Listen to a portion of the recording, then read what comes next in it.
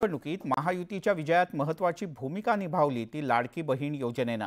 लाडकी बहीण योजना ही महायुतीसाठी deciding factor ठरल्याचं दिसतंय। लोकसभेतून सावरत महायुतीनं विविध योजनांच्या माध्यमातून जनतेचं लक्ष वेधून घेतलं। महिला मतदारांची संख्या लक्षात घेत महायुतीनं लाडकी बहीण योजना राबवली। निवडणुकीच्या प्रचारात सुद्धा जाहिरातींच्या माध्यमातून सभेतून या योजनेचा प्रचार करण्यात आला।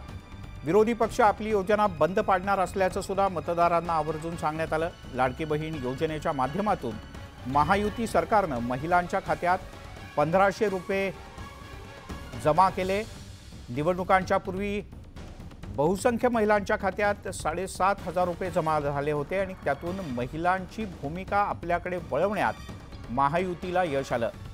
विधानसभा निवडणुकीत महिलांच्या मतदानाचा टक्का वाढला आणि या वाढलेल्या मतदानाचा महायुतीलाच फायदा झाला हे आता स्पष्ट झालंय।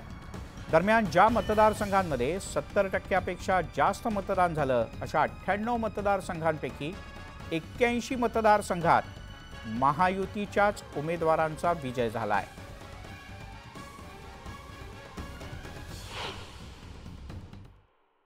बहन योजना आणि शासन आपल्या दारी हे जे का दोन योजना ज्या आहेत त्या खूप लोकप्रिय ठरल्या आणि त्यामध्ये मग लाडके भाऊ, लाडके शेतकरी, लाडके ज्येष्ठ सगळे आले, सगळे एक इकोसिस्टम बनवली आणि त्यामुळे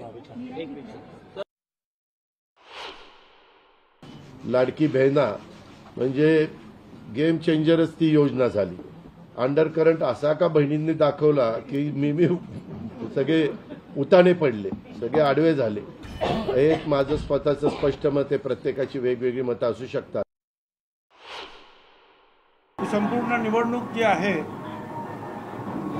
ही आमच्या लाडक्या बहिणींनी जिंकली असं म्हटलं तर ते वावगं ठरणार नाही। त्यामुळे त्यांचं सुद्धा मी त्यांचे आभार मानतो मनापासून।